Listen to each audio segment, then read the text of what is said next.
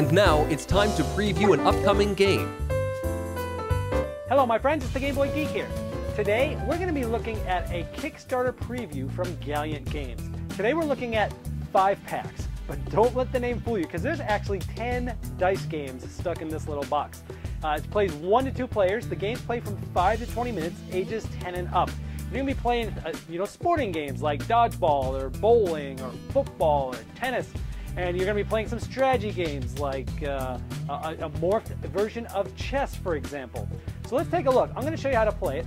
About 5 of these games I'm going to cover in detail, and I'll talk about the other 5 on the other side. Now keep in mind this is a Kickstarter preview, so what I am showing you is prototype components, and they will change in the final production version. But let's take a look, and I'll see you on the other side. In Save the Princess, you are trying to get through all 4 monsters to be the first one into the castle to save the princess, and you're playing either by yourself or against an opponent.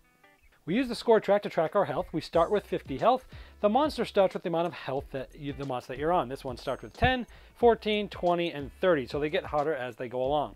When it's your turn, you're going to take the dice. You can roll anywhere from 1 to 3 dice at a time.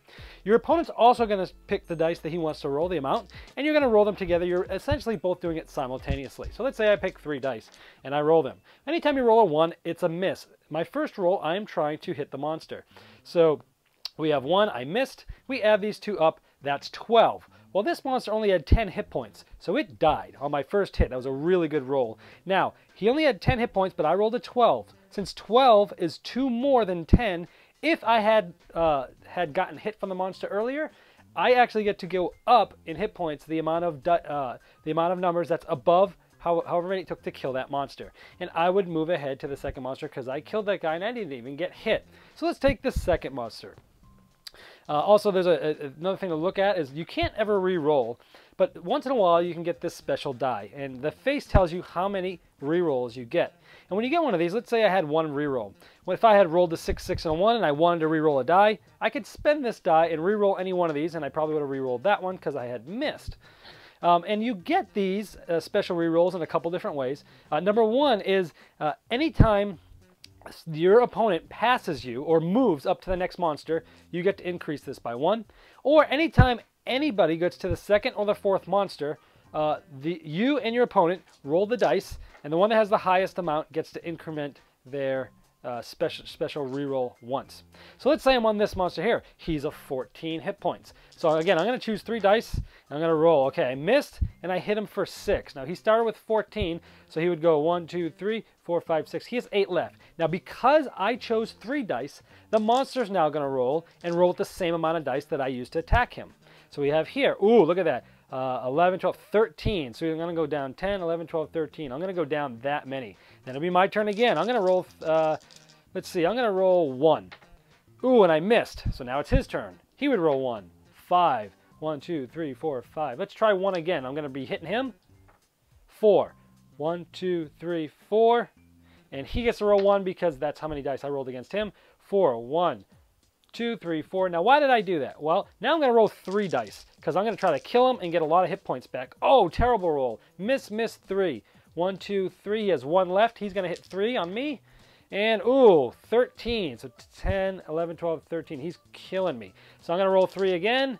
Ooh, and there we go. 10, 14. So I killed him, and there was 13 extra hit points from 1. Because I had 14 there. So I would go up 13, 10, 11, 12, 13 to fight the next monster. And that's how it goes. If you ever go down to 0, you respawn and start over. When you get to the next monster, this guy is 20, 30, and then if you kill those guys, you get in there. And if you get killed, you go to the beginning and you start over again. That's Save the Princess. Now on to bowling. There's 3, 4, 5, 6 squares, and you basically just stack any 2 dice regardless of color. And we like to put 2 of them on the corners to help keep this down. What you're going to be trying to do is you're going to be rolling a bowling ball. You're going to be basically pushing it like a dexterity and trying to knock the top pin off the bottom one. And when you do, you remove them and you get some points. Now you might start like a foot out, and you just take this and you're essentially going to roll it like that. Boom, and we hit it. So these are gone, and so that had gotten me 2 points, and you get 2 balls per frame. And so maybe I'll do this again, and boom. Ooh, look at that. I got them all down except 1. So I would get 1, 2, 3, 4, 5 points. So let's just say I'm red. I would go there. Let's say, and then also we like to keep track of the rounds. So this would be a round marker. And so that's the first frame, and let's say the next player played and he got 4. So it's 5-4 after the first frame. Now just like regular bowling, you can get spares and or strikes. Now if you get a spare on your first ball that you bowl the next round, you double that. If you get a strike, you double everything that you did the next round for both balls, just like normal bowling.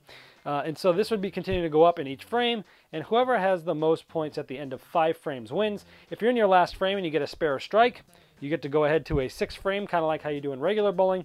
And if you get a strike on both the 5th and the 6th, you get 1 more ball on the 7th. That's the way to, kind of like real bowling, it can extend a couple frames there. Otherwise, if you don't get a spare or strike, whoever has the most points at the end of 5 frames is the winner. This is Morph Chess, and it's set up, everyone has 1, 2, 3, 4, 5, 6 on each side. It's essentially like chess, but each piece moves like a different piece from chess. 1 is a pawn, 2 is a knight, 3 is a bishop, 4 is a rook, 5 is a queen, 6 is a king. Let's say it's blue player's turn. He rolls the die. 2. I can either move 2, which essentially is the knight, so I can move it like a knight in chess, 1, 2, 3, or 1, 2, 3. Or I can move the king like the number 2. So let's just move the knight here. 1, 2, 3. And it's red's turn. 4. So in this case, they're going to move this like a rook or that like a rook. So we move that like that. It's blue's turn. 4. Okay, so this one can move this like a rook. Let's move this like this. And then it's red's turn. Oh, red has a 6. So he can move the king like that. Blue's turn. 2. Ooh, he's going to go 1, 2, 3. Or maybe he moves the king. Yeah, I mean 1, 2, 3. And this one goes 5, so the 5 is like a queen. So let's move the queen that way. And blue, 4. Let's move this one up like that.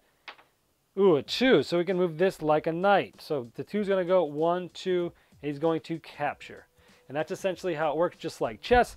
Now, the other thing is that if you roll a die where it's captured, for example, it's blue's turn. Let's say they rolled a 2, which was already captured. They rolled a 2, they must move the king like that number. So they would have to move the king maybe 1, 2, 3 like a knight like that. And so you're doing that all the way until someone captures the king. So let's say the queen was like this, the red team rolled a 5, boom, the queen gets the king and red would win. That's essentially Morph Chess. This game is called Trapped. What you're trying to do is trap the other opponent so they cannot move.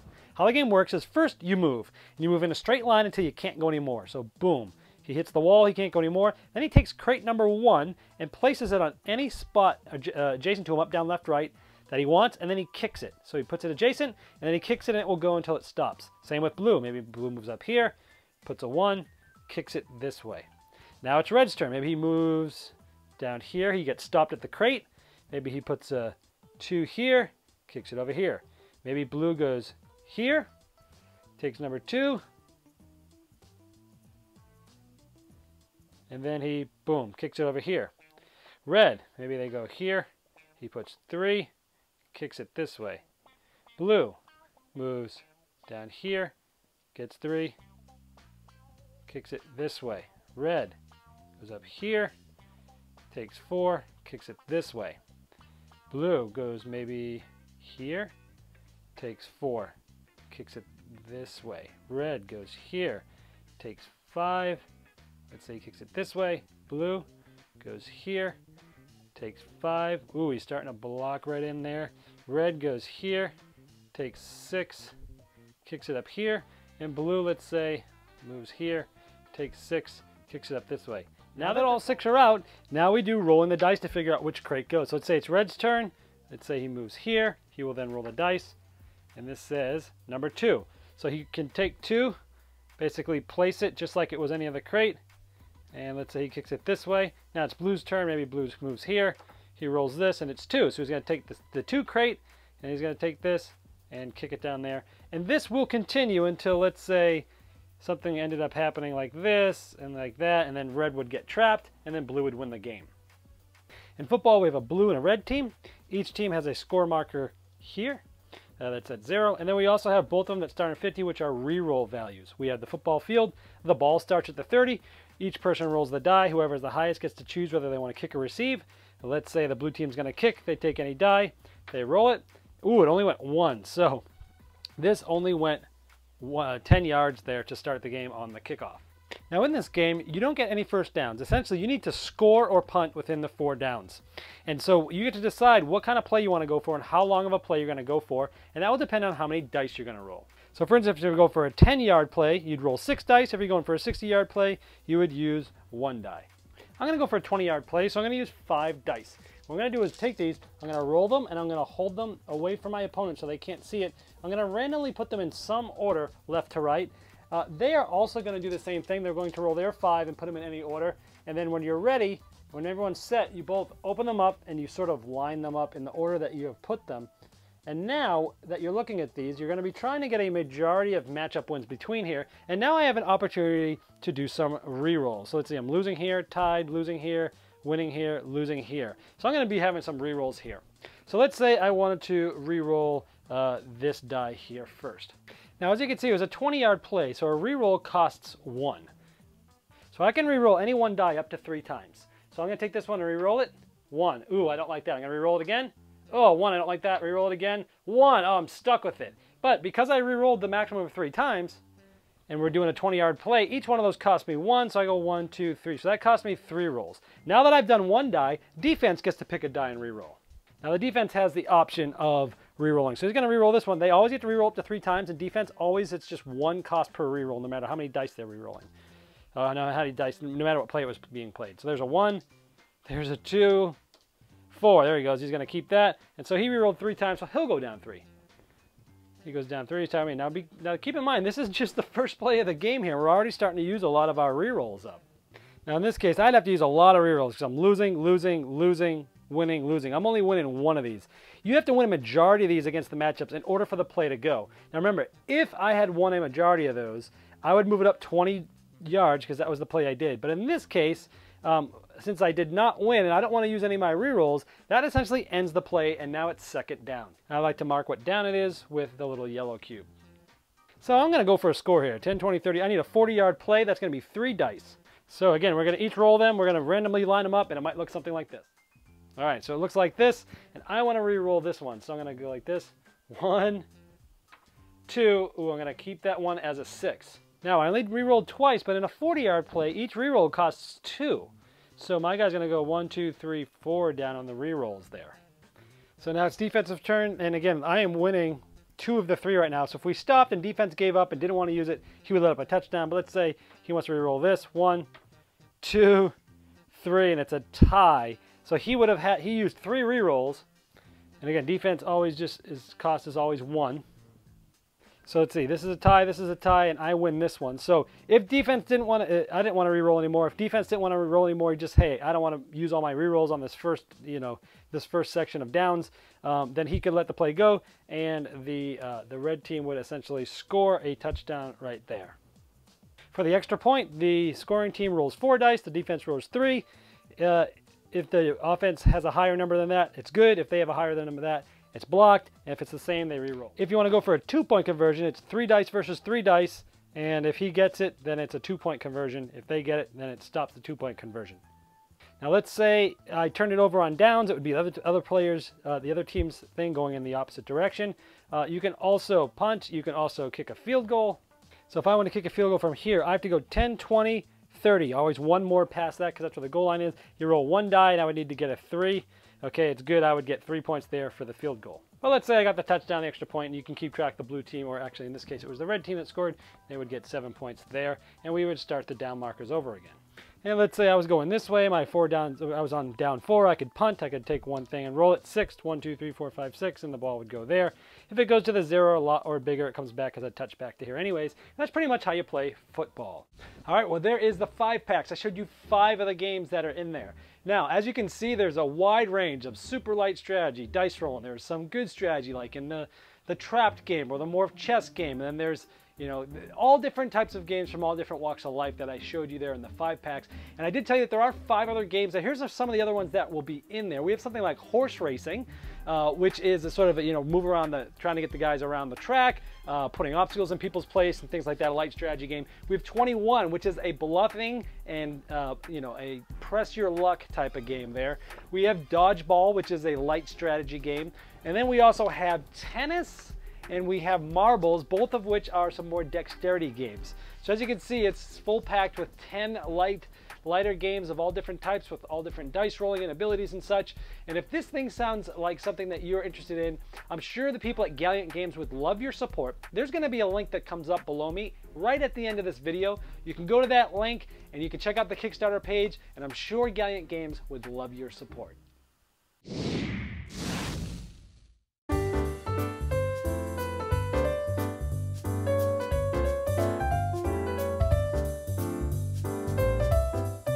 Thanks for watching our review today. For more information about board games, as well as the #1 board game audio podcast, check out Dicetower.com for reviews, interviews, and more. I'm Eric Summerer, and you've been watching The Dice Tower.